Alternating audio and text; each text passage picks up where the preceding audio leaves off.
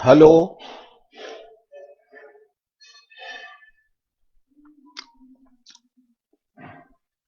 मेरी आवाज सुनाई दे रही है अर्पण कुमार जी?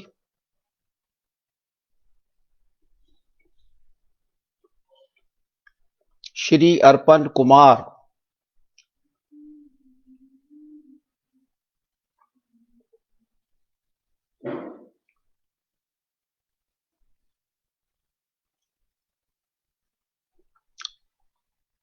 अर्पण कुमार जी।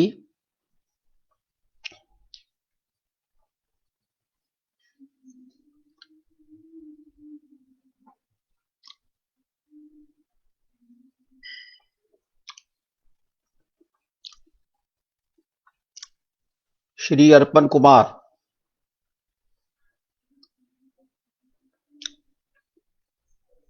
आप क्या जन सुलभ हैं?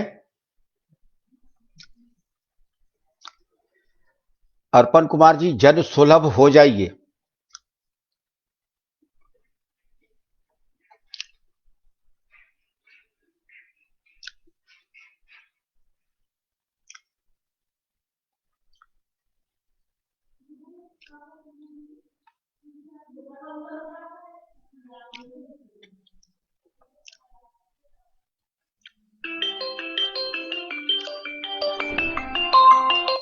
हेलो। मैं शुरू करूं? अच्छा अच्छा।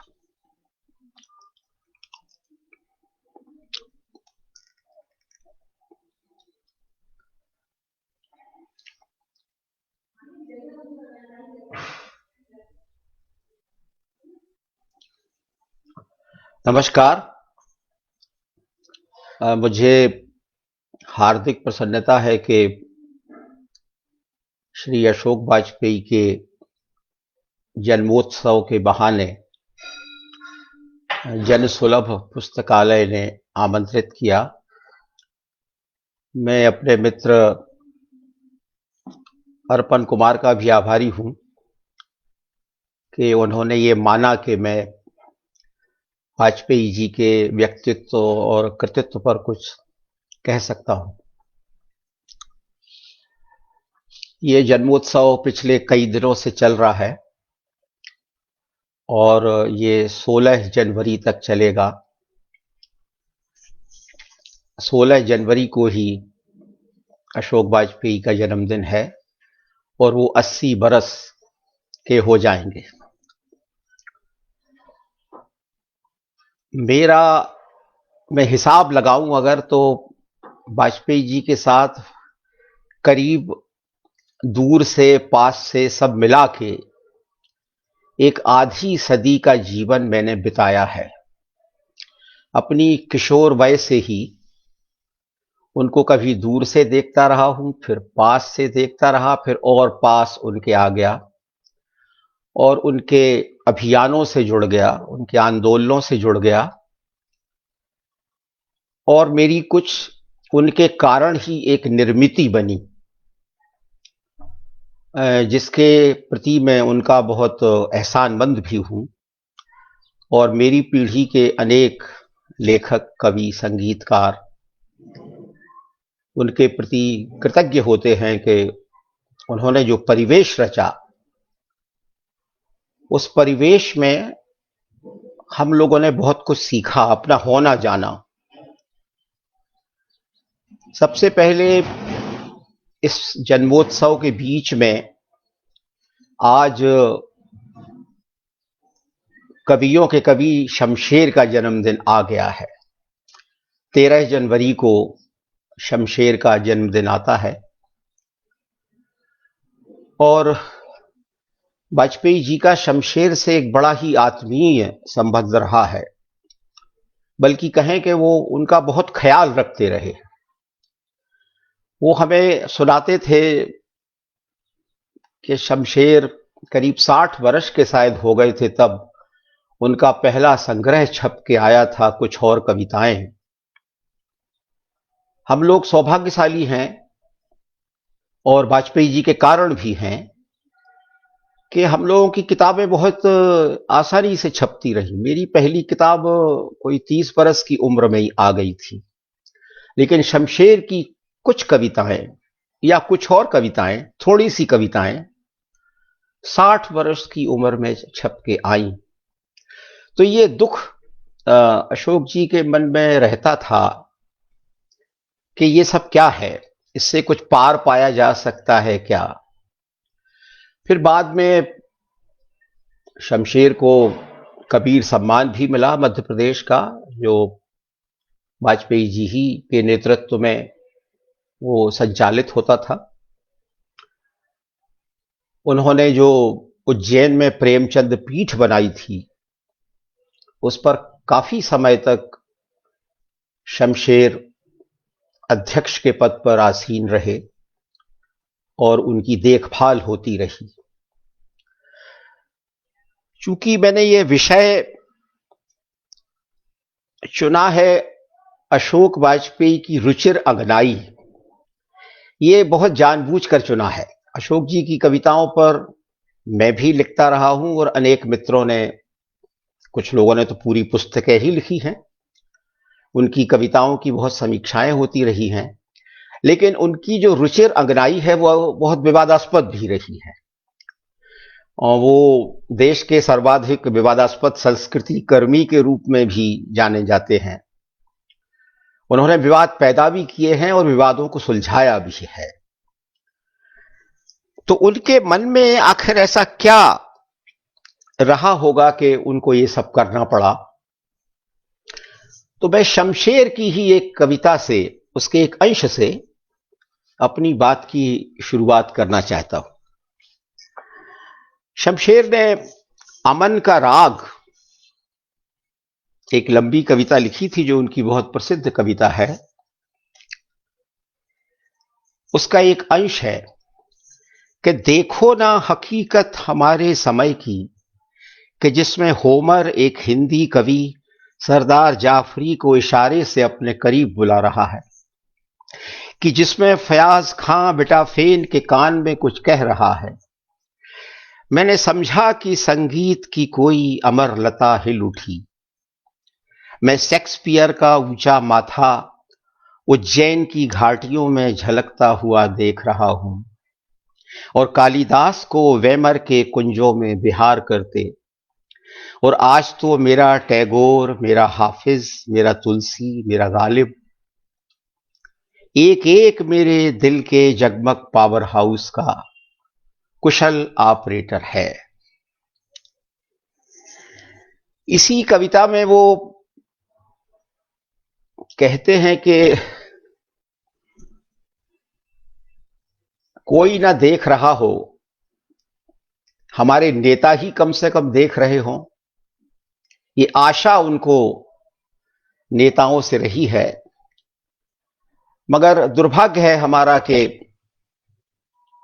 कल विवेकानंद का जन्मदिन था, तो हमारे एक शीर्ष नेतृत्वकर्ता युवाओं से कह रहे थे कि उन्हें राजनीति में आ जाना चाहिए।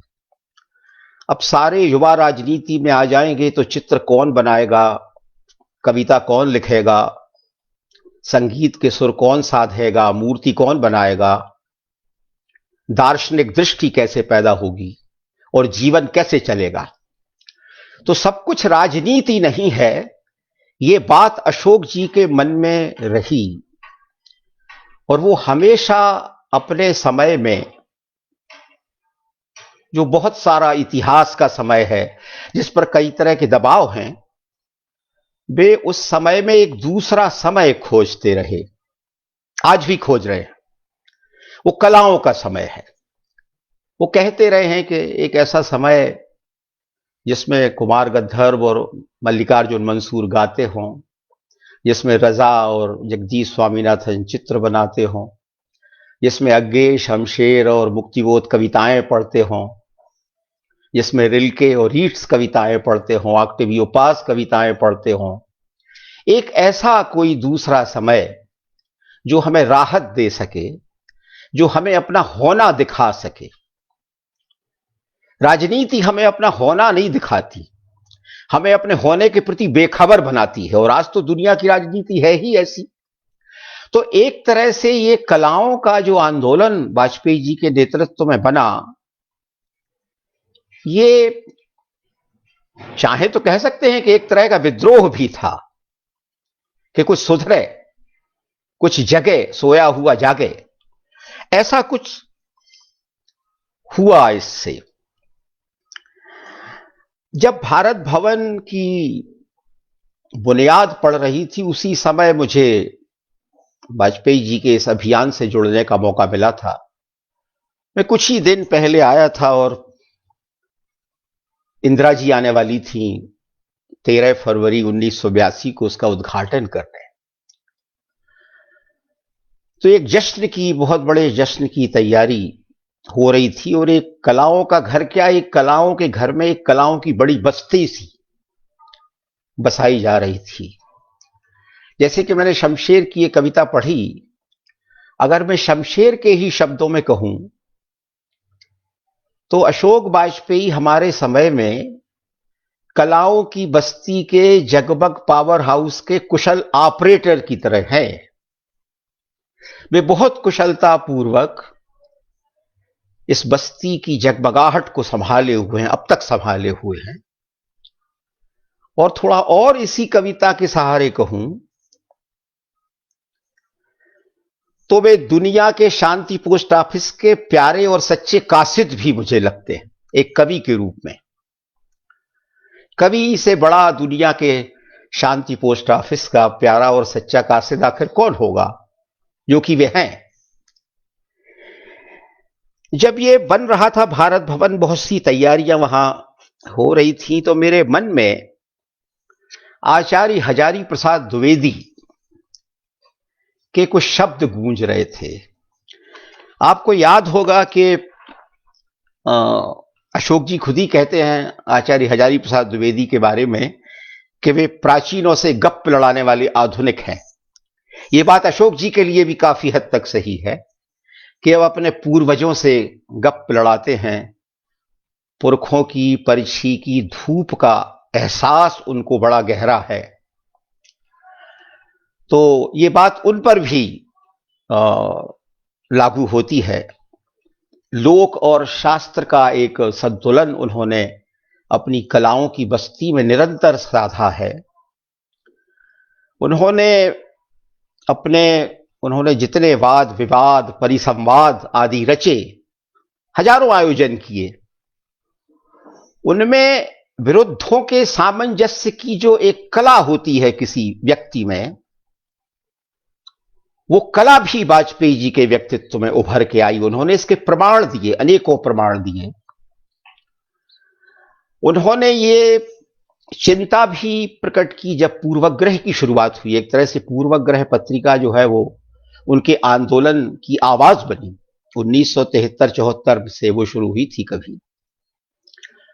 और उस समय उन्होंने जो सवाल उठाए कि कुछ बहुत आपसदारी चल रही है, कुछ परिसंवादों में, गोष्ठियों में साहित्य सिमट गया है, आपस में ही लोग एक दूसरे की कीर्तियों का बखान करते रहते हैं, उसी में मुग्ध हैं, और साहित्य कुछ इतना अकेला सा रह गया है, इतना सुनसान है उसमें, क्योंकि वो दूसरी और कलाओं का सहारा लेने से कुछ विरक्त सा है।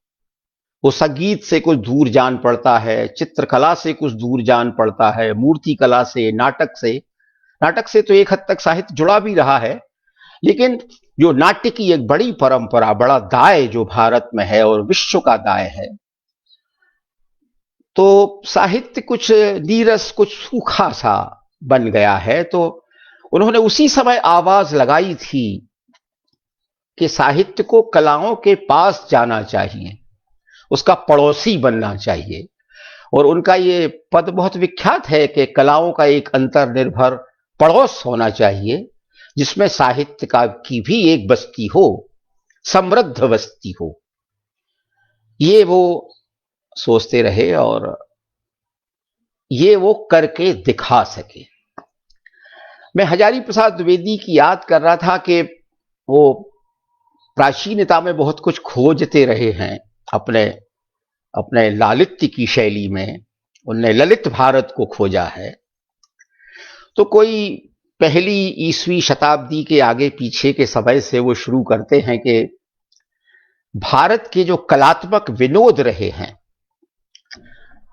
उनमें कलात्मक विलासिता का क्या अर्थ है। आमतौर पर लोग कह देते हैं कला विलास है, अपना वक्त काट रहे हैं, रूपवादी हैं, कलावादी हैं, इन्हें समाज से कोई लेना देना नहीं है। ये आरोप अशोक जी पर भी बहुत लगे, रूपवादी कलावादी के, कि इनको क्या लेना देना है समाज से। लेकिन वाजपेयी जी ने अपने लिए हमेशा एक रूपक चुना, रेशम के कीड़े का, कि रेशम का कीड़ा तो रेशम बनेगा और अपने प्राण भी दे देगा। तितली से नाव नहीं चलवाई जा सकती। तितली तोड़ेगी, फूलों का रस लेगी, गंध लेगी, निर्भार सृष्टि पर अपना कोई भार नहीं डालेगी। तो ये जो कलाओं की दुनिया है एक बड़ी निर्भार सी है, हल्की सी दुनिया है, जो रूह के एहसास की दुनिया है। इसका ख्याल अशोक जी को पहले भी बना हुआ था और आज 80 बरस के होने होने तक ये ख्याल उनको बना हुआ है कि सिर्फ एहसास है, ये रूह से महसूस करो। इस एहसास में वो अब तक जीते आए हैं। कभी एक बार मुझसे कृष्णबलदेव वैद ने कहा था कि मैं जब भी अशोक से मिलता हूं और उनको देखता हूं तो उनको देख के मुझे लगता है कि इनके भीतर पूरे संसार की कविता और संगीत जैसे गूंजता रहता है। वो एक अनुगूंज में रहते हैं वाजपेयी जी, हमेशा कुछ खोए खोए से। तो ये जो कलात्मक विलासिता है, इस पर मेरे ख्याल से हजारी प्रसाद द्विवेदी ने एक गहरी फटकार लगाई है। जब भारत भवन बन रहा था तो मैंने उस समय एक लेख लिखा था, ईंटें ऐसे पकती हैं। उसमें इन शब्दों को उस समय याद किया था। आज मैं ये शब्द फिर से दोहराना चाहता हूं। और जिस संकट काल से देश गुजर रहा है, एक तरह की सांस्कृतिक निरक्षरता से, संवेदनात्मक लापरवाही से, मतांध कट्टरता से, ऐसे वातावरण में आचार्य द्विवेदी के ये शब्द बड़े ध्यान से आप सुने। वो कहते हैं कि ये स्पष्ट हो जाना चाहिए कि विलासिता और कलात्मक विलासिता एक ही वस्तु नहीं है। थोथी विलासिता में केवल भूख रहती है, नंगी बुभुक्षा पर कलात्मक विलासिता संयम चाहती है, शालीनता चाहती है, विवेक चाहती है। सो कलात्मक विलास किसी जाति के भाग्य में सदा सर्वदा नहीं जुटता। उसके ऐश्वर्य ऐश्वर्य चाहिए, समृद्धि चाहिए, त्याग और भोग का सामर्थ्य चाहिए, और सबसे बढ़कर ऐसा पुरुषार्थ चाहिए जो सौंदर्य और सुकुमारता की रक्षा कर सके। परंतु इतना ही काफी नहीं है। उस जाति में जीवन के प्रति ऐसी एक दृष्टि सुप्रतिष्ठित होनी चाहिए जिससे वह पशु सुलभ इंद्रिय वृत्ति को और बाह्य पदार्थों को ही समस्त सुखों का कारण ना समझने में प्रवीण हो चुकी हो। उस जाति की ऐतिहासिक और सांस्कृतिक परंपरा बड़ी और उदार होनी चाहिए, और उसमें एक ऐसा कौलीन्य गर्व होना चाहिए जो आत्म मर्यादा को समस्त दुनिया की सुख सुविधाओं से श्रेष्ठ समझता हो और जीवन के किसी भी क्षेत्र में असुंदर को बर्दाश्त न कर सकता हो। जो जाति सुंदर की रक्षा और सम्मान करना नहीं जानती, वह विलासी भले हो ले, पर कलात्मक विलास उसके भाग्य में बदा नहीं होता। उस समय इस देश में एक ऐसी समृद्ध नागरिक सभ्यता उत्पन्न हुई थी जो सौंदर्य की सृष्टि, रक्षण और सम्मान में अपनी उपमा स्वयं थी।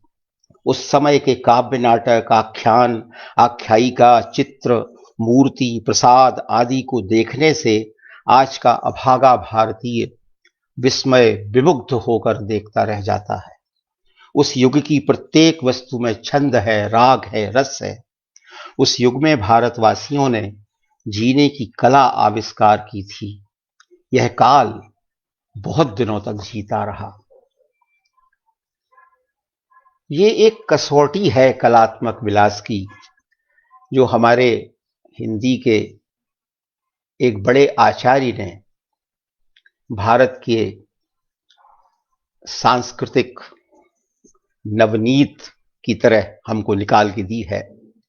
और ये वही हजारी प्रसाद द्विवेदी हैं जो आचार्य गुरुदेव रवींद्रनाथ टैगोर के सानिध्य में अपना जीवन बिताते रहे, और स्वयं गुरुदेव ने अपने जीते जी कला परिसरों को रचा, कलाकारों के का सानिध्य ग्रहण किया, उन्हें अपना सानिध्य दिया। और ये जो सानिध्य की जो आपसदारी थी, पारस्परिकता थी, इसकी परंपरा भारत में बहुत पहले से है। उस परंपरा के निर्वाह की जो जो जो जो निरंतर्य है, उसमें अशोक वाजपेयी निष्ठापूर्वक खड़े हुए हमारे समय के एक अप्रतिम संस्कृति कर्मी और कवि हैं। ऐसे में उनको देखता हूं। उनकी जो मन में अनंत के प्रति जो एक बड़ी, हर जगह अनंत है, कविताओं में अनंत है। उनकी एक कविता संग्रह का नाम ही है एक पतंग अनंत में। उनकी कविता एक पतंग अनंत जैसी है, अकेले पतंग उड़ा रहे हैं। उनकी पतंग काटते भी बहुत लोग हैं, लेकिन वो अपनी पतंग को अभी तक बचाए हुए हैं। वो कटी पतंग नहीं है, बहुतों की पतंगें उनने काट दी हैं, ऐसा भी मैं कह सकता हूं, क्योंकि मैंने देखा है। मैं एक ऐसा व्यक्ति भी हूं जो घर के भेदी की तरह हूं, कुछ भीतर की बात कर सकता हूं। उनकी पतंग बहुत लोगों ने काटने की कोशिश की, लेकिन वो कट नहीं पाई, वो अभी भी उड़ रही है अनंत में। मुझे निराला की एक कविता याद आती है, बड़ी प्रसिद्ध कविता है, अभी न होगा मेरा अंत। उसका एक छंद है कि मैं ही अपना स्वप्न मृदुल कर फेरूंगा निद्रित कलियों पर, जगा एक प्रत्यूष मनोहर, पुष्प पुष्प से तंद्रालस लालसा खींच लूंगा मैं, अपने नवजीवन का अमृत सहर्ष सींच दूंगा मैं, द्वार दिखा दूंगा फिर उनको, है वे मेरे जहां अनंत, अभी न होगा मेरा अंत।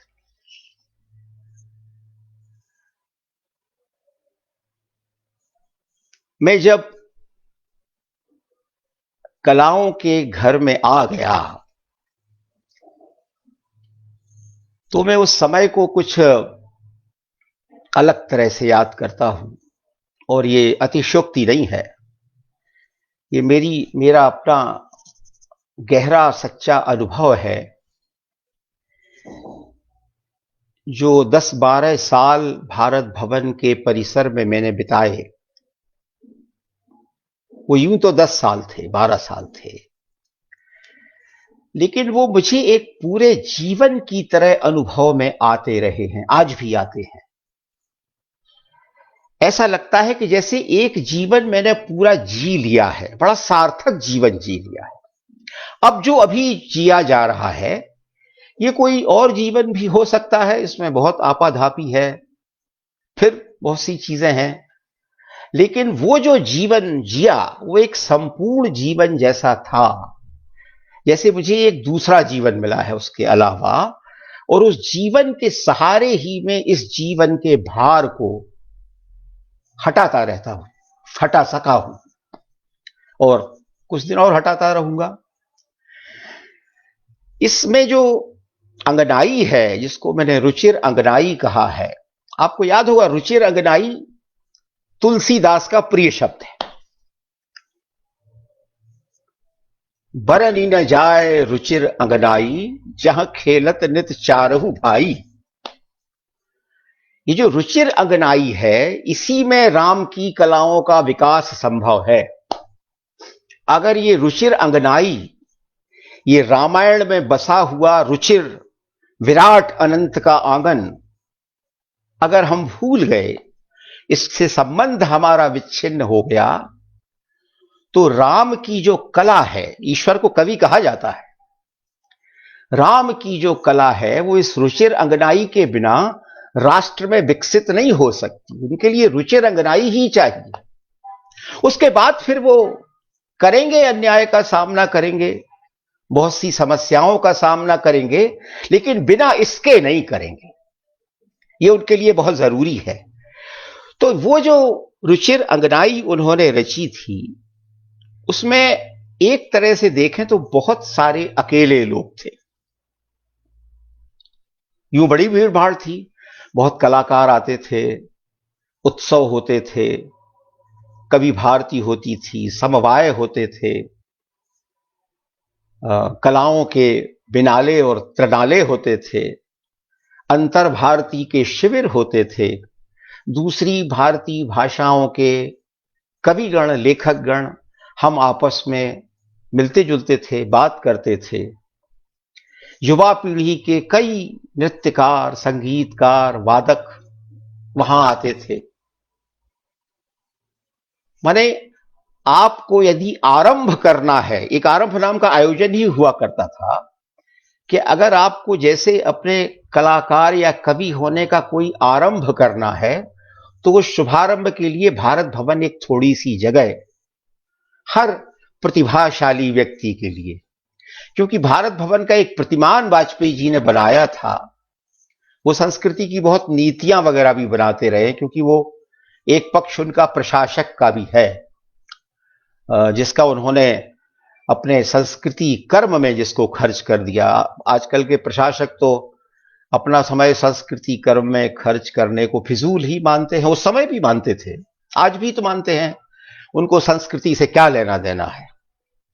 तो वो उन्होंने अपना वो पूरा समय जो था उसको रचनात्मक समय में बदल दिया और उसमें एक बड़े बसाव की परिकल्पना की, जिसमें सारी कलाएं एक साथ हैं। हमारे यहां तो विष्णु धर्मोत्तर पुराण वगैरह में इसका प्राचीन जिक्र भी है कि सब कलाओं को एक दूसरे से सीखना पड़ता है, तब आपस में सभी कलाएं समृद्ध होती हैं। तो ये जो अकेले लोग थे, स्वामीनाथन अकेले थे, बाबा कारंत वहां अकेले थे, हबीब तनवीर अकेले थे, अशोक वाजपेयी भी अकेले थे, दिलीप चित्रे अकेले थे। जो लोग वहां आए, आते रहे, वे सब अकेले थे। कई सृजन पीठ बने, 4 सृजन पीठ बने, मुक्तिबोध के नाम पर बने, प्रेमचंद के नाम पर बने, निराला के नाम पर बने, जिसमें निर्मल वर्मा, कृष्ण बलदेव वैद, कृष्णा सोबती, विनोद कुमार शुक्ल, वागीश शुक्ल, शमशेर, हरिशंकर परसाई, ये तमाम लोग अलग अलग पीठों पर बैठकर उस जमाने के हमारे आचार्य थे, जो हमें सिखाते थे। हम इनके गुरुकुल में आवाजाही करते थे। मैं तो सागर का रहने वाला हूं, तो जब भी सागर जाता था तो परसाई शरणम गच्छामि, वहां जाते थे तो बहुत बातचीत में बड़ा मजा आता था। परसाई जी से बहुत बातें होती थी, क्योंकि उनकी इतिहास की, दर्शन की, पौराणिकता की और समकालीन जीवन की बड़ी गहरी समझ थी। इसलिए वो इतने बड़े सटायर लिखने वाले हिंदी के अप्रतिम लेखक हुए। उनका सानिध्य मिलता था। निर्मल जी के साथ हम लोग बैठते थे, वो हमारी कविताएं सुनते थे। तो ये जो एक बड़ा परिसर बना, इसी में हमारा होना शुरू हुआ, हमारे साथ बहुतों का होना शुरू हुआ। मैं आपको एक घटना सुनाता हूं जो मेरे लिए तो बहुत अमिट है। निर्मल जी थे यहां तो हम लोग कविताएं लिखते थे। मैं, उदयन, मेरे एक मित्र राजेंद्र धोड़पकर थे, जो बाद में उन्होंने कार्टूनिस्ट होना स्वीकार किया, तो अब वो एक अच्छे कार्टूनिस्ट हैं, कार्टून बनाते हैं। एक हमारा मित्र संजीव क्षितिज था, जो बाद में पत्रकारिता में चला गया। उसको पता नहीं कविता से क्यों विरक्ति हो गई, तो वो वहां अपना सफल विफल है। तो निर्मल जी ने कहा कि तुम लोग अपनी कुछ कविताओं का एक चयन वयन निकालो। और हमारे मित्र जो मदन सोनी थे, वो आलोचना लिखा करते थे। तो निर्मल जी बोले कि आपके पास एक भूमिका लेखक भी उपलब्ध है। तो हम लोगों ने कुछ अपनी 20-20 कविताएं 1983 में इकट्ठी की। हमारे पास पैसे नहीं होते थे, छोटी छोटी नौकरियां थी। तो निर्मल वर्मा ने, आपको बता रहा हूं कि इस परिवेश की प्रेरणा क्या थी। वो अकेली अशोक जी की प्रेरणा नहीं थी, उसमें जितने लोग आसपास थे वे स्वयं प्रेरणा से बहुत कुछ कर रहे थे। निर्मल वर्मा भी कर रहे थे, कृष्णवल्लभ वैद्य भी कर रहे थे। तो निर्मल जी ने अपने 1 महीने का वेतन, जो बहुत थोड़ा होता था उस जमाने में, 3-4 हजार रुपए, वो दिया। हमें बड़ा संकोच हुआ कि आप ये क्यों कर रहे हैं, आपका खर्चा कैसे चलेगा, आप तो खुद ही फ्रीलांसर हैं। लेकिन वो जिद पकड़ गए कि तुम लोग लो। तो हमने कहा इतने पैसे में तो हमारा होगा ही नहीं कुछ। फिर हमने चंदा किया, स्वामीनाथन से पैसे लिए, कारण जी से, अशोक जी से, सत्येंद्र कुमार से, उन दिनों हरिनारायण व्यास वहां होते थे, उनसे 500-500, हजार रुपए लिए और कुछ 7-8 हजार रुपए इकट्ठे करके हमने एक पुस्तक बनाई, होना शुरू होना। अब मैं ये कह रहा हूं कि वाजपेयी जी का आप उत्साह देखिए, वो कैसे लोगों को और पता नहीं चलने देते थे। कुछ ऐसे पीछे से कुछ, जैसे वो नेपथ्य के पीछे से कुछ डायलॉग याद दिलाते रहते थे ना कि ये करो। अब कभी कभी कलाकार अपनी भूमिका में गड़बड़ाता है तो पीछे से कुछ बता दिया, प्रवोक कर दिया, तो उनको लगा कि अरे ये तो बड़ा अच्छा हुआ, अब कुछ करते हैं, इधर की दुनिया इधर की कविता करते हैं। तो एक परिसंवाद हुआ और उसमें अशोक जी ने जो पहला सवाल उठाया वो यही उठाया कि हमारी पीढ़ी जो है, बड़ों की पीढ़ी, ये अपने तक महदूद रहती है, अपनी बात के लोगों की बहुत चिंता नहीं करती।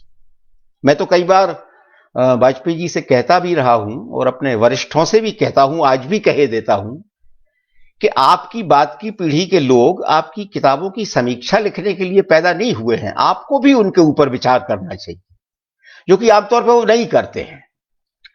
तो वाजपेयी जी को एक पीड़ा थी, तो उन्होंने एक भूमिका बांधी और कुंवर नारायण ने आके हमारा होना शुरू होना रिलीज किया। निर्मल जी उस समय दिल्ली वापस चले गए थे, उस समय कृष्णा जी थी, तो कृष्णा जी वहां मौजूद थी और एक बड़ा गरिमामय समारोह हुआ और उसमें एक बड़ी लंबी बातचीत हुई जिसमें नाम्बर सिंह, नेमीचंद जैन, अशोक जी और कमलेश और रघुवीर सहाय, मदन सोनी, इन सबने एक वार्ता की और एक इतनी सुंदर बातचीत हुई जो हम लोगों की, मतलब प्रारंभिक अवस्था में हमें वो सीखने को मिला। कमलेश ने कहा कि ये जो बहुत सी यथार्थवाद, रोमांटिसिज्म, मॉडर्निज्म, ये इस तरह के जो पदों में हमारी आलोचना और विचार विमर्श उलझा रहता है, इससे हम कुछ पाते नहीं हैं, हम अपने आत्म को नहीं पाते।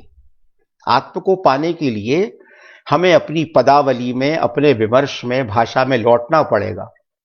हमें अपनी प्रकृति को पहचानना पड़ेगा, उसकी तरफ जाना पड़ेगा, तब हमें जीवन का और जीवन की कला के सातत्य का एक अनुभव होगा। ये बात हमने बहुत शुरू में जान ली थी। इसीलिए हम, खासकर मैं, मेरा तो है पक्का कि मैं इस तरह के विमर्श में फंसा नहीं और फंसना भी नहीं चाहता, और अब क्या फंसूंगा। तो मैं वो उन बातों को अपना सका। मैं ये कह रहा हूं कि उस परिवेश में इतने संवाद हमें सुनने को मिले जिन्होंने हमें जगा दिया कि हमें कहां नहीं जाना है और कहां जाना है, कौन से रास्ते भटकाते हैं। इस सब की बात, इस सारी बात शुरुआत में हुई। फिर एक और बड़ी अनूठी घटना घटी, एक कविता कुंभ हुआ, समवेत नाम का। आपको याद होगा अशोक जी ने समवेत नाम की पत्रिका सागर विश्वविद्यालय में पढ़ते हुए निकाली थी और बड़ी चर्चित पत्रिका थी। कोई 18 बरस की उम्र में उन्होंने वो निकाली थी। अशोक जी ने जो नामकरण किए हैं उसमें आप देखिए बड़ा समष्टि का भाव रहता है, सबको साथ लेकर चलने की कला।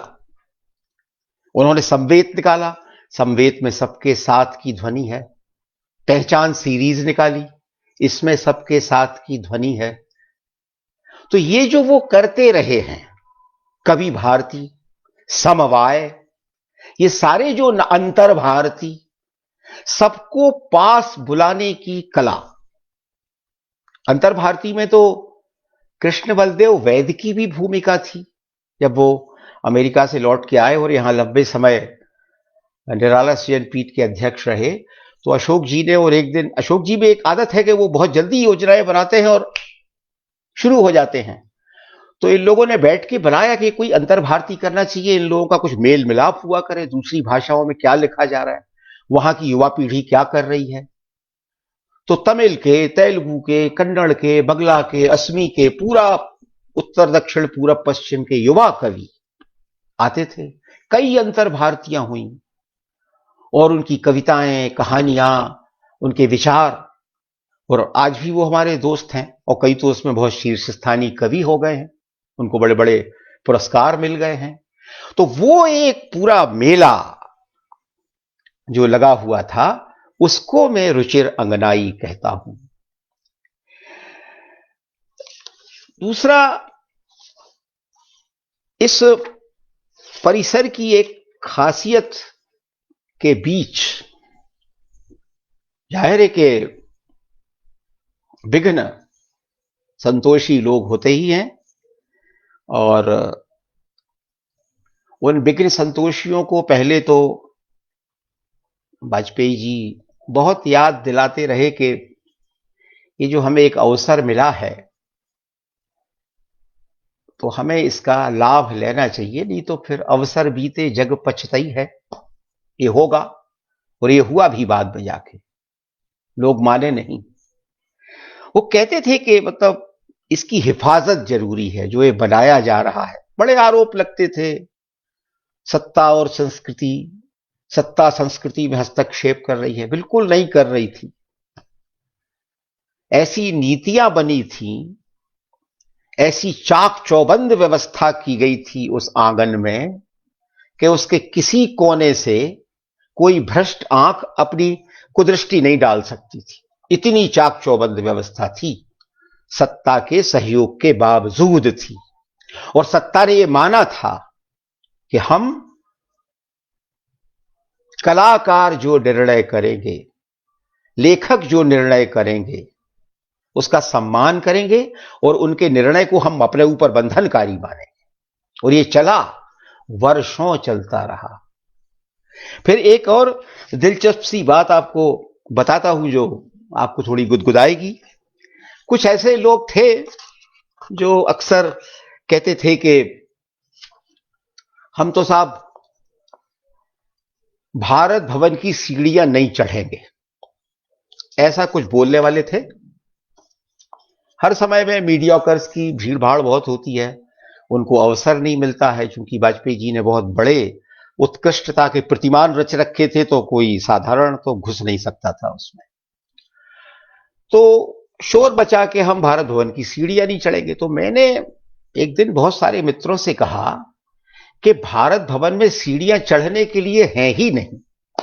चार्ल्स कोरिया ने, आप लोगों में से कई लोगों ने भारत भवन देखा होगा कि जब आप भारत भवन में प्रवेश करते हैं तो उसमें सीढ़ियां उतरने के लिए हैं, और जब आप उसकी गहराई में उतर जाते हैं तो वहां से आप सीढ़ियां चढ़ने के योग्य बन जाते हैं।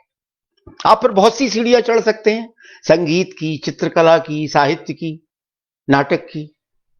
तो भारत भवन में उतरने की सीढ़ियां बनी। उसका स्थापत्य ही ऐसा है कि पहले उसमें उतर जाइए, फिर आप अपने आप ही चढ़ जाएंगे, चढ़ने योग्य बन जाएंगे। शायद आप बिना सीढ़ियों के ही चढ़ सके, इतनी योग्यता आप में आ जाए कि आपको किसी सीढ़ी का सहारा लेने की जरूरत ना पड़े। तो मुझे कुछ ये आश्चर्य भी होते रहे हैं कि जो लोगों ने उनको एक तरह से सताया, और वो मैंने देखा है, लेखकों ने ज्यादा सताया, खासकर साहित्य की वामपंथी राजनीति ने भी सताया, फिर दक्षिणपंथी राजनीति ने भी सताया। वो सब बातें करने की कोई जरूरत नहीं है। जब मैं आया तो ये शहर कुछ ऐसे दिखता था, भोपाल। फजल ताबिश हमारे एक दोस्त थे जो अशोक जी के भी बहुत अच्छे दोस्त थे। एक शीश महल है भोपाल में इकबाल मैदान के पास, उसमें फजल तावेश रहते थे। एक बहुत पुरानी सी इमारत थी और उसके सामने इकबाल मैदान में एक चट्टान पर वो जो जगदीश स्वामीनाथन ने एक बाज बनाया था, वो आज भी है। जो उनकी चट्टान और चिड़िया श्रृंखला है स्वामीनाथन की, तो एक चट्टान रखी गई है एक स्तंभ के ऊपर और उस पर एक बाज पक्षी स्वामीनाथन ने रचा था। वो है ना, इकबाल कहते हैं कि ए ताहिर लाहूती उस रिज्क से है मौत अच्छी, जिस रिज्क में आती हो परवाज में कोताही। तो अशोक जी की परवाज में कभी कोताही नहीं रही और वो आज भी उनकी परवाज जो है वो उतनी ही जीवंत और एक पतंग अनंत में।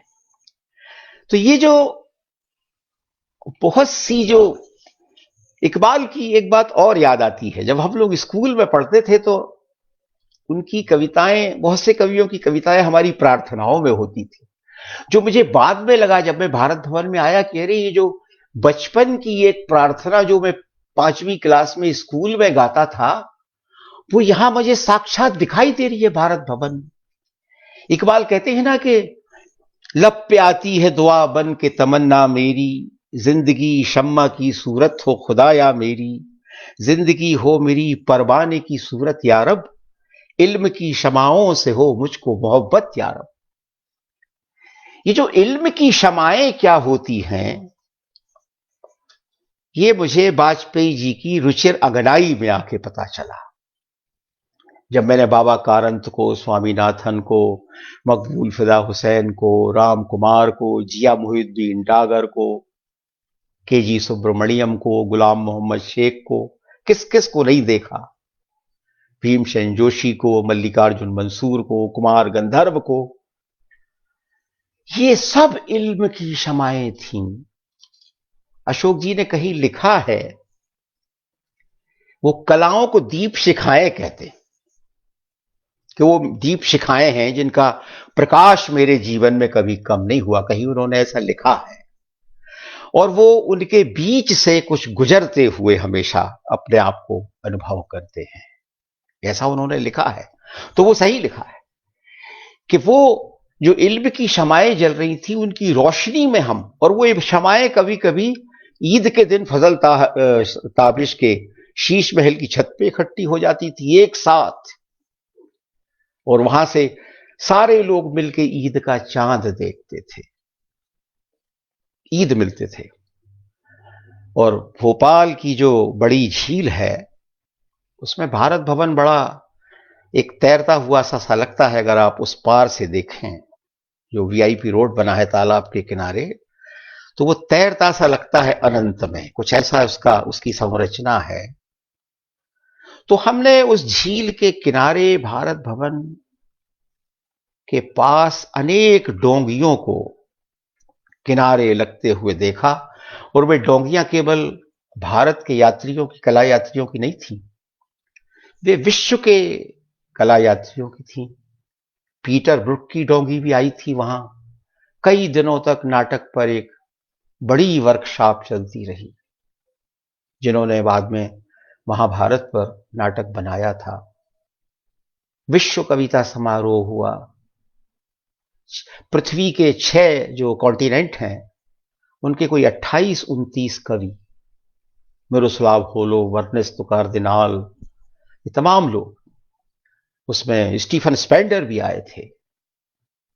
और मुझे याद है कि अशोक जी के मन में यह रहता था कि कोई दूसरा जान ले हमारे बारे में, हम तक सीमित ना रहे। तो वो मुझसे बोले कि मैं कुछ देख रहा था काम पुनर्वसु, एक संग्रह अशोक जी ने निकाला था, जिसमें उन्होंने कहा था कि पुनर्वसु एक 7वां द्वीप है, कविता का द्वीप है। वो भूमिका पढ़ी जानी चाहिए पुनर्वसु की, कि 6 द्वीप तो पृथ्वी पर है, 6 कॉन्टिनेंट, कविता 7वां द्वीप है। वहां से उन्होंने आवाज लगाई। तो बोले कि जल्दी से कुछ जो अंग्रेजी में अनुवाद हुए हैं अपने सारे कवियों के, अज्ञे के, मुक्तिबोध के, नरेश मेहता के, भवानी प्रसाद मिश्र के, तमाम लोगों के वो इकट्ठे करो जल्दी से और एक एक कोई बनाओ, कोई किताब, वो स्टीफन स्पेंडर को देना है। किसको ख्याल रहता है? ये सब बनाई हमने, रात भर जग के बनाई। उस समय कंप्यूटर नहीं होता था तो टाइपराइटर पे बनाई, और सुबह सुबह दी, और स्टीफन स्पेंडर दिल्ली जा रहे थे तो उनको सौंप दी। अब आप देखिए हुआ क्या उससे। वो हवाई जहाज में उस किताब को उन्होंने कोई 50, 60, 70 कविताएं पढ़ ली, और दिल्ली में जाके उन्होंने क्या कहा कि मुझे आश्चर्य है, मैं इतना आनंदित हूं कि हिंदी में इतनी बड़ी कविता लिखी जा रही है, इतने बड़े बड़े कवि हैं। ये जो प्रक्षेपण करने की जो कला है, प्रोजेक्शन ऑफ पर्सनैलिटी, किस और कि दूसरा प्रकट हो जाए जिसमें कुछ छुपा है, राम रतन धन, वो उसमें से निकल आए, ये उद्यम वाजपेयी जी के मन में हमेशा एक उनके हृदय की खानों में दबा रहता है कि वो जहां भी कोई रत्न छिपा हुआ है वो निकाल लिया जाए, वो लोगों को दिखा दिया जाए, उसकी पहचान बता दी जाए। वो आज भी करते हैं। अब वो रजा फाउंडेशन में है तो वे वहां करते हैं। वहां भी कविता है, वहां भी संगीत है, वहां भी चित्रकला है।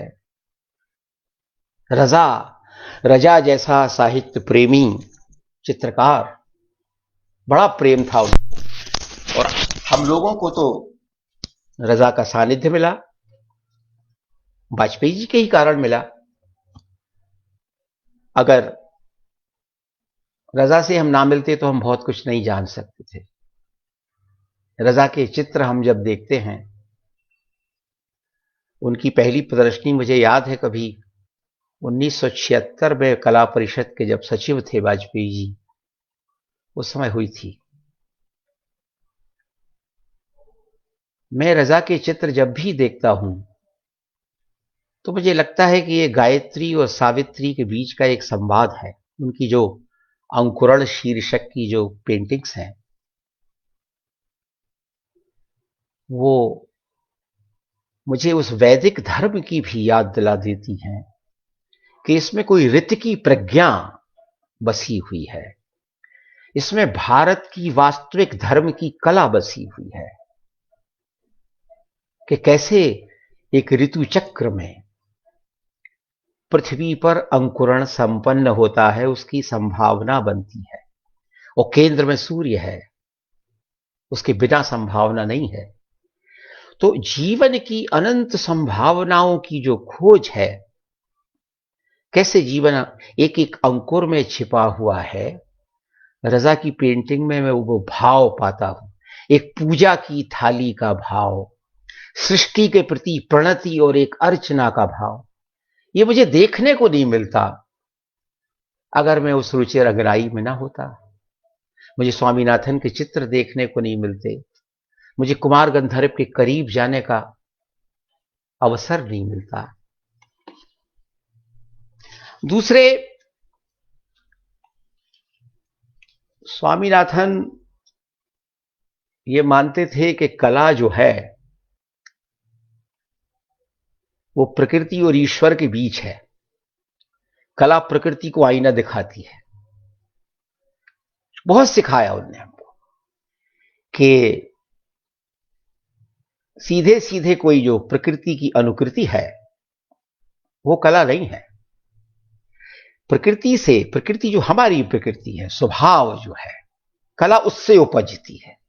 जो हमारी त्रिगुणात्मक प्रकृति है, हमारा रजोगुण है, तमोगुण है, सतोगुण है, कला उससे उपजती है। वो हमारी होनी को कहती है, वो प्रकृति की होनी को नहीं कहती। प्रकृति तो अपने में है, विशाल अनादि प्रकृति है, और इसको वो बहुत तरह से हमें समझाते रहे, और हमें लगा कि कला मनुष्य का एक अलग आविष्कार है। जैसे वाजपेयी जी कहते हैं ना, वाजपेयी जी अक्सर याद दिलाते हैं कि मनुष्य का सबसे अप्रतिम आविष्कार जो है, बाकी और हुए होंगे, भाषा है। इसीलिए पूरे समय अशोक जी उनके ऊपर भाषा छाई हुई है, और इतनी छाई हुई है कि वो अपनी कविता में कुछ वरदान सा मांगते लगते हैं कि मुझे पूरी भाषा चाहिए, मैं पूरी भाषा के बिना मेरा काम नहीं चलेगा, मैं पूरी भाषा में कुछ कहना चाहता हूं। ये जो उनके भीतर बात बसी हुई है, इसको मैंने बहुत करीब से परखा है, ये मेरा मन कहता है। दूसरा, एक बात वो और कहते रहे अपने बारे में, वो बहुत कम बोले हैं वैसे, लेकिन ऐसा नहीं है कि नहीं बोले हैं। वो कहते हैं कोई अवसाद मेरे भीतर घर कर गया है, जो मुझसे कविता लिखवाता है, मैं एक स्थायी अवसाद में रहता हूं। तो इस बात को मैं देखता रहा कि हाँ, ये खोए खोए से तो रहते हैं, हमेशा कुछ सोचते रहते हैं, कुछ चलता रहता है इनके मन में। लेकिन फिर मैंने पाया कि नहीं, वो अकेला खाली अवसाद नहीं है, उसके भीतर एक आनंद की कला भी है। इसीलिए वो अवसाद उनको अपने से जोड़ता है, अपनी कविता से जोड़ता है, और वो देश से भी जोड़ता है। अशोक वाजपेयी के बारे में कहा जा सकता है, आज हमारे यहां निजी क्षेत्र और सार्वजनिक क्षेत्र का बड़ा हल्ला है बाजारवाद के जमाने में। वाजपेयी जी का जो कला आंदोलन है, वो उनकी रुचि रंगनाई से उठ के कलाओं के निजी क्षेत्र से सार्वजनिक क्षेत्र में भी प्रतिफलित हुआ। उन्होंने कलाओं के सार्वजनिक क्षेत्र को समृद्ध किया। निजी क्षेत्र तो है कलाएं, हर कलाकार कहता है कविता मैंने लिख दी, चित्र बना दिया, आप जाने आपका काम जाने। लेकिन नहीं, वाजपेयी जी को इतने से संतोष नहीं था कि आप बच नहीं सकते, समाज के प्रति आपकी जिम्मेदारी है। तो एक तरह से वो कलाकार के निजी क्षेत्र को उन्होंने, जो निजी रचनात्मक क्षेत्र है उसका, उसको सार्वजनिक क्षेत्र में प्रकट किया, उसका उद्यम किया, उसके लिए हजार तरह के आयोजन किए, परिसंवाद किए, वाद विवाद किए, लोगों को एक जगह लाके बिठाला, एक सहृदय समाज बनाया, वृहत सहृदय समाज, छोटा मोटा नहीं। भारत भवन के अंतरंग और बहिरंग में जो सभाएं होती थी वो देखने लायक हैं। उस जमाने की अगर कोई रिकॉर्डिंग सुने और वो देखे तो उनको पता चलेगा कि इतना बड़ा रसिक समाज ये कहां से आ गया, जो खो गया था बहुत वर्षों पहले। उसकी वापसी, अशोक जी का एक और पद है, वापसी। एक बार उन्होंने पूर्वग्रह का कोई अंक निकाला था, आपको याद होगा, उसमें एक बड़ा लंबा दृश्यालेख लिखा, कविता की वापसी। अब उसके पीछे कारण क्या था, जो मैं खोज पाया हूं कि प्रकाशक बहुत सी कविता छापते आपते नहीं थे। बहुत से लेखकों के, अच्छे अच्छे लेखकों के कविताएं लिख लिख के संग्रह पांडुलिपियां घरों में पड़ी थीं, लेखक उदास थे। तो उन्होंने अपने कुछ उद्यम से, जो उनके पास शक्ति थी, सत्ता थी, उसका उन्होंने सदुपयोग करके कि एक पुस्तकों का कल्चर बने देश में, पुस्तकालयों में कवियों की किताबें जाएं, स्कूलों में, महाविद्यालयों में। तो उन्होंने कुछ छोटा मोटा कुछ धन जुटाया, अनुदान की व्यवस्था की, और प्रकाशकों से कहा कि हम तुम्हें समर्थन करेंगे, तुम ये इतनी सारी कविता जो घरों में पड़ी हुई है लेखकों के निजी क्षेत्र में, उसको सार्वजनिक करो। और प्रकाशक तो जाहिर है कि वो भी कुछ साधनहीन थे, तो उनको कुछ साधन मिला, और उन्होंने सैकड़ों, कई अनेक अच्छे कवियों के कविता संग्रह छापे। और उन्होंने एक दृश्यालेख लिखा वाजपेयी जी ने कि एक बड़ी भारी मात्रा में कविता की वापसी हुई है, और कविता छा गई। कविता संग्रहों पर समीक्षाएं होने लगी, बहसें होने लगी। लेकिन उसमें एक दुर्गुण भी था। कुछ ऐसे समीक्षक आए जो केवल सूचियां बनाते थे, आपसदारी में कुछ बात बात करते थे। तो फिर उन्हें सवाल उठाया कि नहीं, समीक्षा कृति केंद्रित होनी चाहिए, सूचियां बनाने से साहित्य का भला नहीं होता। बार बार कहते रहे, शायद आज भी कहते हो। कुछ बातें वो एक मंत्र की तरह दोहराते रहते हैं कि ये नहीं होना चाहिए।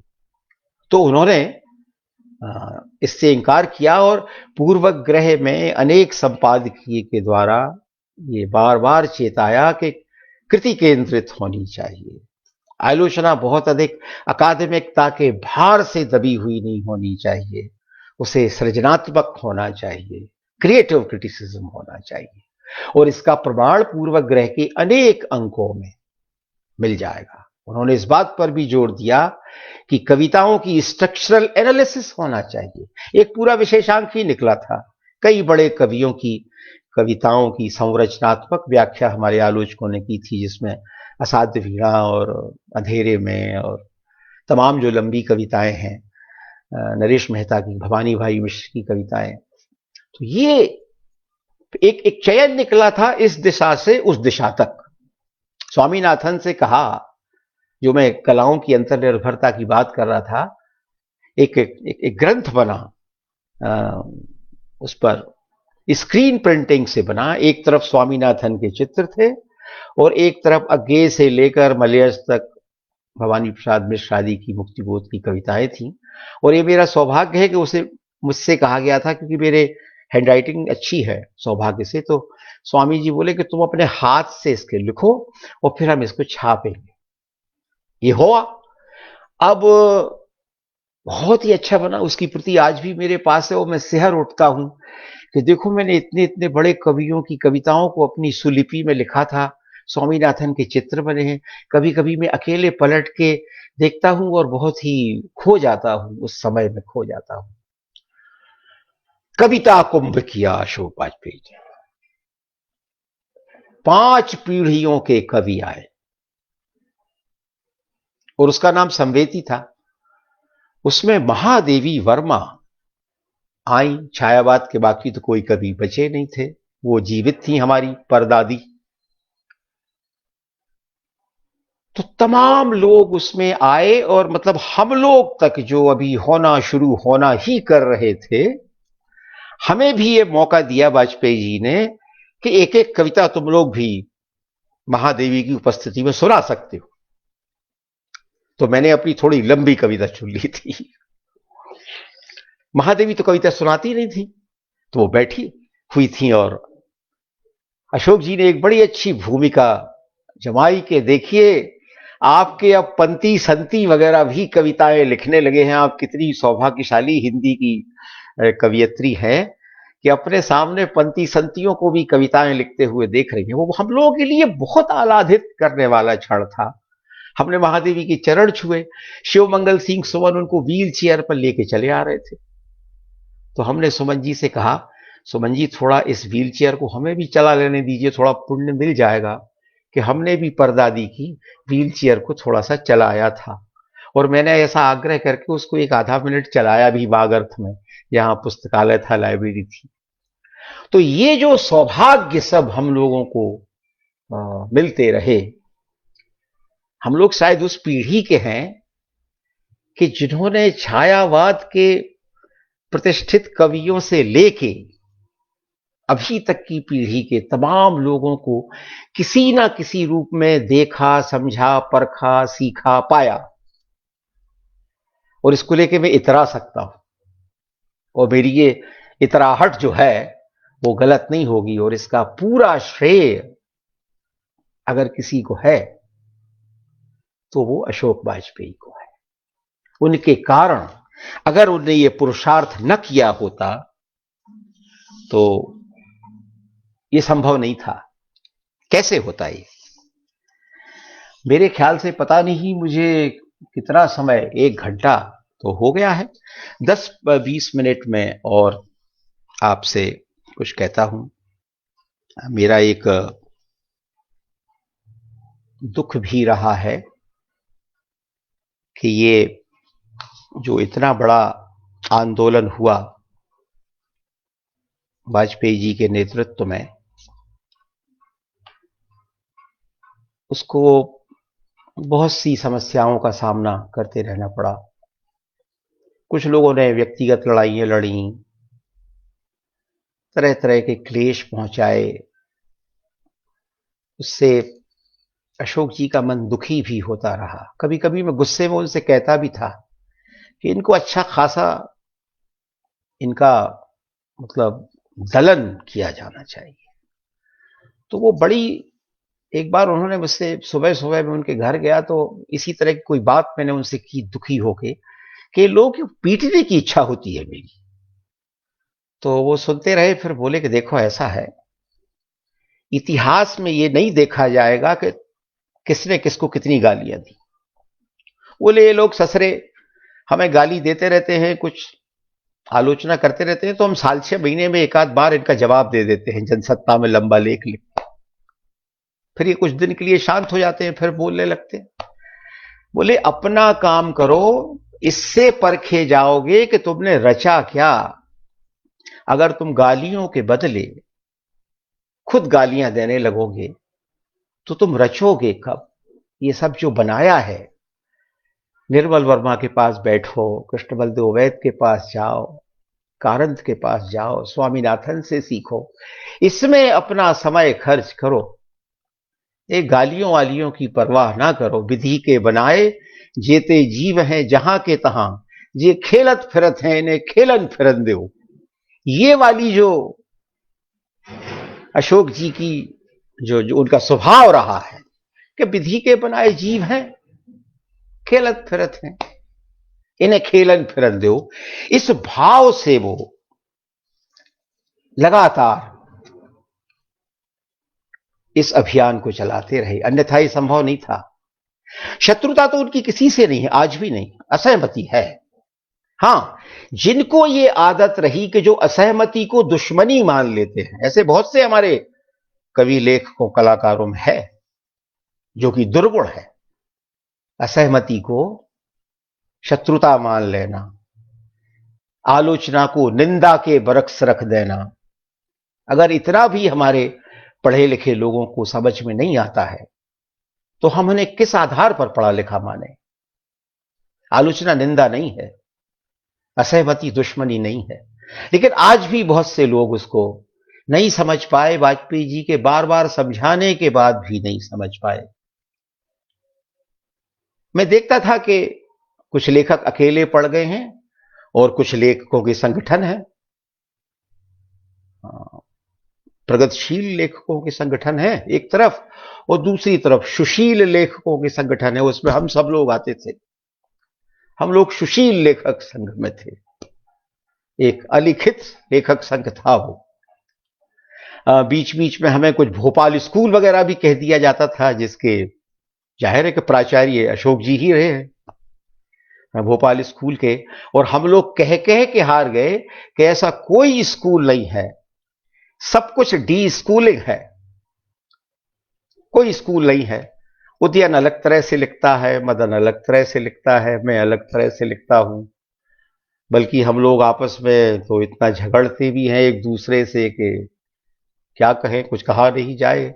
अशोक जी से भी झगड़ते हैं, मगर उनका जो गुण है, अब तक तो हमारा अशोक जी वध कर चुके होते, हम लोगों ने इतने झगड़े अशोक जी से किए, लेकिन कभी उन्होंने धीरज नहीं खोया। गलत को गलत कहा, सही को पुरस्कृत किया, और हमेशा हमारा साथ दिया, हमें कभी अकेला नहीं होने दिया। आज भी मैं कहता हूं कि अशोक जी की उपस्थिति व्यक्तिगत रूप से मेरे लिए अकेला नहीं होने देती। मुझे हमेशा रहता है कि अशोक जी हैं तो मैं अकेला नहीं हूं। मैं उनसे कुछ कहूंगा, वो मेरी बात सुन लेंगे। मैं कोई शिकायत करूंगा, वो शिकायत सुन लेंगे। झगड़ लूंगा तो मेरे झगड़ने को भी बर्दाश्त कर लेंगे, फिर मुझे कुछ समझा भी देंगे। ये जो उनकी उपस्थिति, जिसको केंद्रीय उपस्थिति तो यही होती है, वो केंद्रीय उपस्थिति। अभी कुछ दिन पहले इसी कार्यक्रम में सितांशु यशस चंद्र कह रहे थे कि अशोक वाजपेयी ये घटना है, समूची घटना हमारे समय की। हमें उनका लोकेशन खोजना चाहिए, वो कहां मिलेंगे, कविता में कहां मिलेंगे, संगीत में कहां मिलेंगे, चित्रकला में कहां मिलेंगे। वो रजा में मिलेंगे, कुमार गंधर्व में मिलेंगे, स्वामीनाथन में मिलेंगे, वो शमशेर की कविताओं में छुपे मिलेंगे, अज्ञे की कविताओं में छुपे मिलेंगे। उनके आवास, उनका आवास इतना विस्तृत है, वाजपेयी जी का। उन्होंने अपने घर को इतना फैलाया है कि वो एक अनंत का घर बन गया। चाह गई चिंता मिटी बनुआ बेपरवाह, बेहद का मैदान बनाया है उन्होंने अपने संस्कृति कर्म को। और सबको आमंत्रण है, दुख सबको मांझता है और हमें ये सीख देता है कि सबको मुक्त रखें। आगे कहते थे अशोक जी, इसी कसौटी पर कसे जा सकते हैं। दुख सबको मांझता है और हमें यह सीख देता है कि सबको मुक्त रखें। लेकिन हमारे कुछ जो, मुझे कहने में कोई संकोच नहीं, हमारे जो कुछ वामपंथी और प्रगतिशील भाई बंद हैं, वे तो मुक्तिबोध तक की बात नहीं मानते। मुझे मुक्तिबोध की एक कविता है जो बहुत प्रसिद्ध है उनकी, अंधेरे में, जिसमें वो एक आदर्शवादी मन की बात करते हैं। अगर हमारे ये भाई बंद मुक्तिबोध की ही बात मान लेते, मैं ये जब कविता पढ़ता हूं तो मुझे लगता है कि ये सारे सवाल मुक्तिबोध ने इन प्रगतिशील भाइयों से ही पूछे हैं। मुक्तिबोध कहते हैं कि अब तक क्या किया, जीवन क्या जिया, ज्यादा लिया दिया बहुत बहुत कम। किससे पूछ रहे हैं मुक्तिबोध? अशोक वाजपेयी से नहीं। उनसे क्यों पूछेंगे? उन्होंने तो बहुत दिया, वो लिया बहुत कम। वे पूछ रहे हैं कि बताओ तुम किस किस के लिए दौड़ गए, करुणा के दृश्यों से हाय मुंह मोड़ गए, बन गए पत्थर, भावना के कर्तव्य त्याग दिए, हृदय के मंतव्य मार डाले, बुद्धि का भाल फोड़ दिया, तर्कों के हाथ उखाड़ दिए, जम गए जाम हुए फंस गए, अपने ही कीचड़ में धंस गए। ये हालत हुई है उन सब लोगों की जिन्होंने इस रुचिर अंगनाई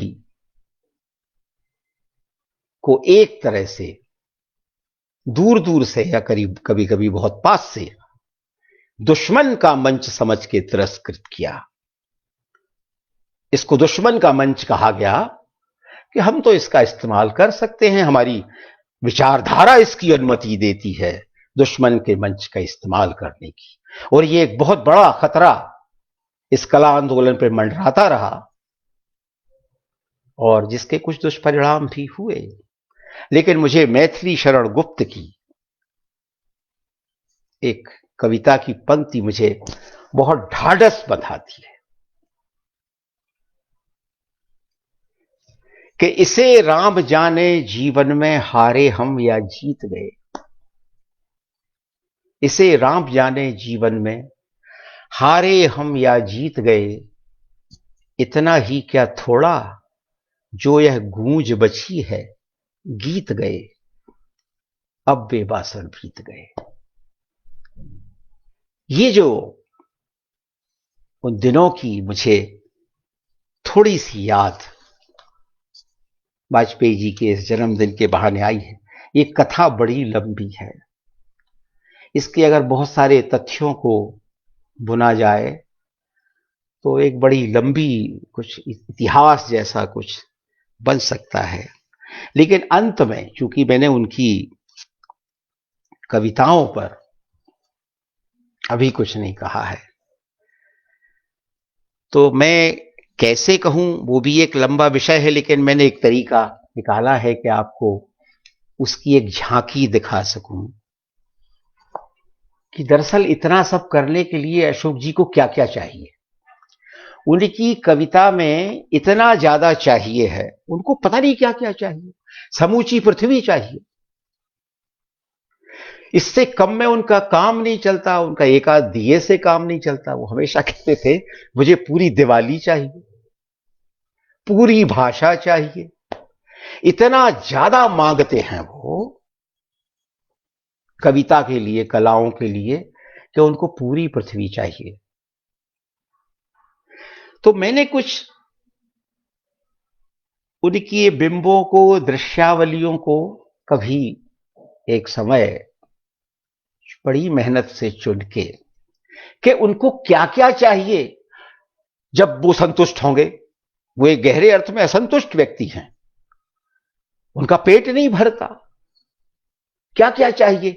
तो मैंने उनके चाहने की, उन्हीं की कविताओं की कुछ पंक्तियों से एक लय बांधी थी। कभी मैं उस लय से उनको प्रणाम करते हुए, उन्हें बहुत सारी शुभकामनाएं देते हुए अपनी बात को समाप्त करूंगा। इस समय हिंदी में अशोक वाजपेयी से बड़ा संसारी कवि कोई दूसरा नहीं दिखता। उनकी कविताओं में आकार लेती दृश्यावलियों में प्रथमतः आश्चर्य की तरह खुलता है संसार, जहां अंगुली में अंगूठी और हथेली पर अक्षत की तरह रखे हैं नक्षत्र। बच्चे गेंद की तरह नक्षत्रों से खेल रहे हैं। पूर्वज पक्षियों में बदल गए हैं और पक्षी रखवाली करते हैं घर के आसपास पूर्वजों की तरह। जहां अज्ञात बोली में उचारे गए मंत्रों की छायाएं पड़ती हैं। अगम्य में पैरों की छाप से बनाई पगडंडियां हैं। नीम की पुरखा छाया है।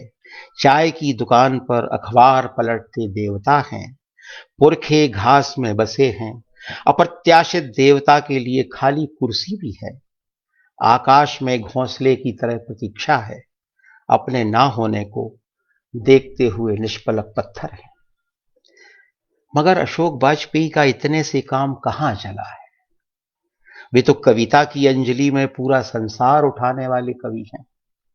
जहां उम्मीद खिड़की की तरह खुलती है, निष्क्रिय निराशा और अवसन्न प्रतीक्षा से निकलता है रास्ता।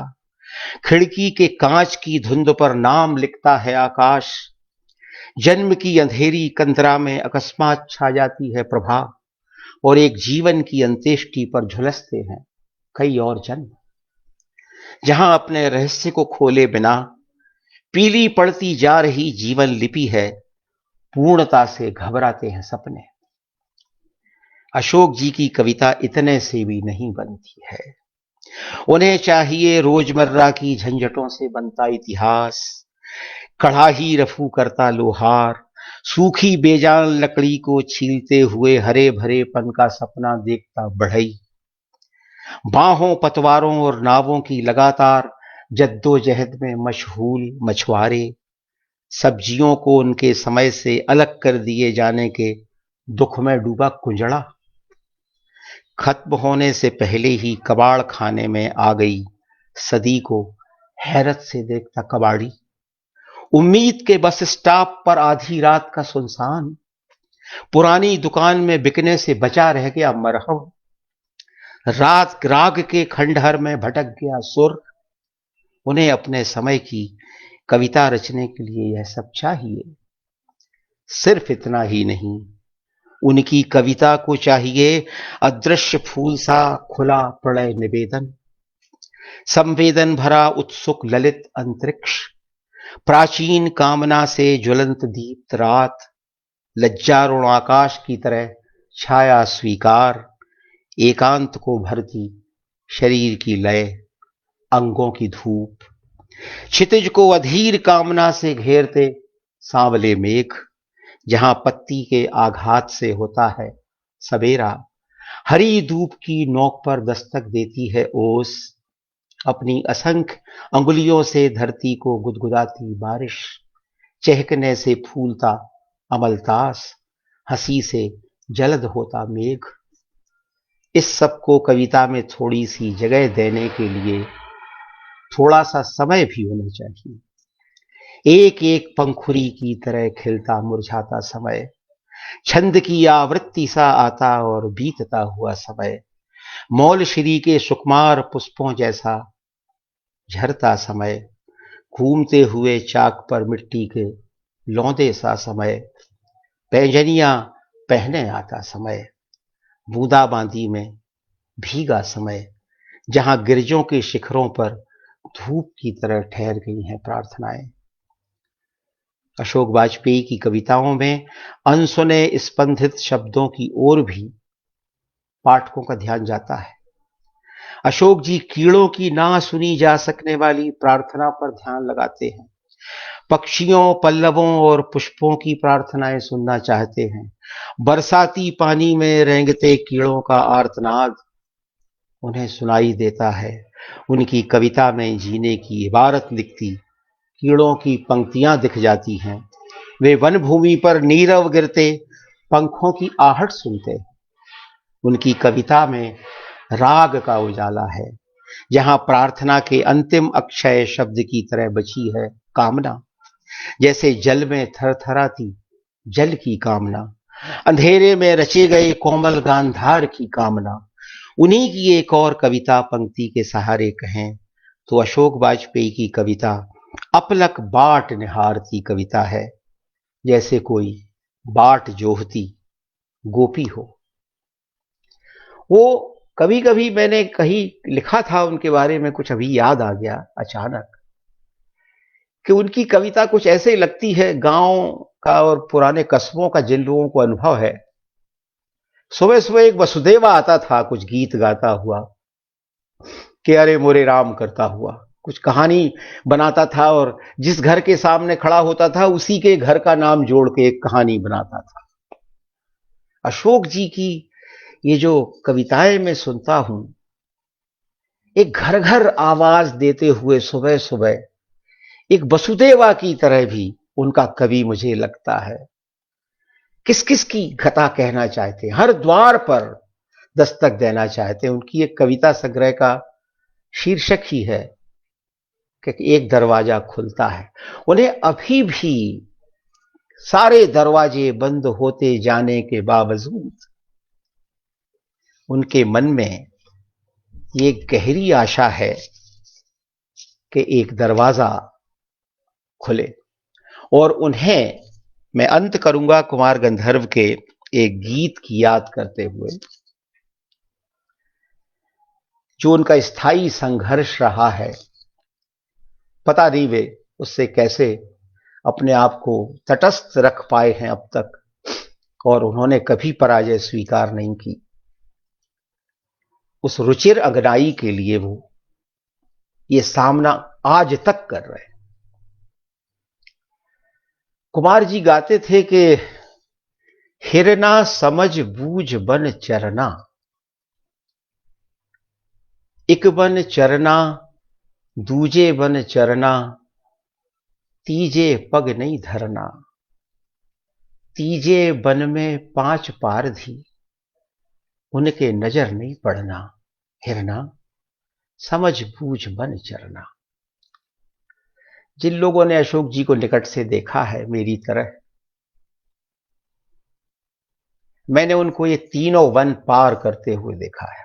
आज भी वो ये तीनों वन पार कर रहे हैं। पहला वन तो उनकी कविता का है, वृंदावन है, और समय के धूल कचरे के बीच में भी वो अपने उस वृंदावन को, उस वृंदावन में कविता की जगह बचाए हुए हैं। वो वन छूटता नहीं है। दूसरा वन भारत भवन है, वो भी एक वन ही है जिसमें वो आज भी उलझे हैं। उनकी स्मृति वहां बसी हुई है। उस वन को भी वो नहीं छोड़ सकते, कलाओं का भारत भवन। वो तीसरा एक महावन है जिसमें कबीर कहता है कि तीजे वन में 5 पारधी, उनके नजर नहीं पड़ना। लेकिन अशोक जी को इन 5 पारधियों से लड़ना पड़ा, आज भी लड़ते हैं वो। पहला पारधी है विचार शून्य राज्य सत्ता, जिससे वो शुरू से लड़ते रहे, बहुत समझाते रहे उसको। दूसरा पारधी है संगीत और कलाओं के बाजार में बैठे हुए आड़तिए, उन्हें भी वो बहुत समझाते रहे, वो नहीं माने। तीसरा पारधी है हमारे हिंदी साहित्य की वामपंथी राजनीति, ये पारधी भी नहीं माना। और चौथा पारधी है हमारे देश का संवेदनहीन प्रशासन। और पांचवा पारधी है मीडिया कर्स की भीड़।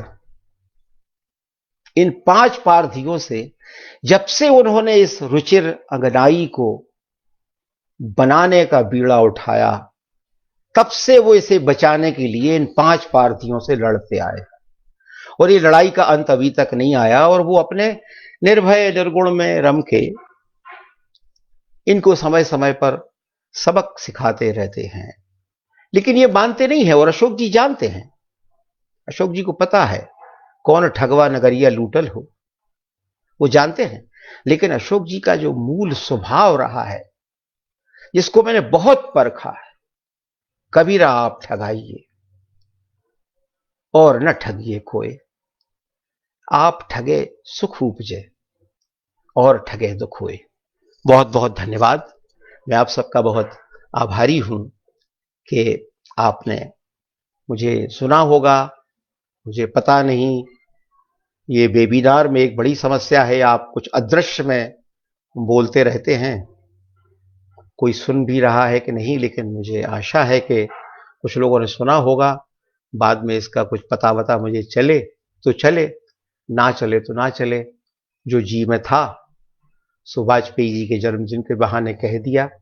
मैं फिर उनको अपनी बहुत हार्दिक शुभकामनाएं देता हूं। और जो बातें मैंने कही हैं, ये मेरे कुछ नोट्स हैं, जो उनमें से कुछ मैंने आपसे कहने की कोशिश की है। इसकी एक किताब ही आ रही है कुछ दिनों में, तो शायद वो आपको पढ़ने के लिए मिलेगी। उसमें और भी कुछ बातें आप देख समझ पाएंगे। मैं अशोक जी को प्रणाम करता हूं और अपनी बात समाप्त करता हूं। बहुत बहुत धन्यवाद।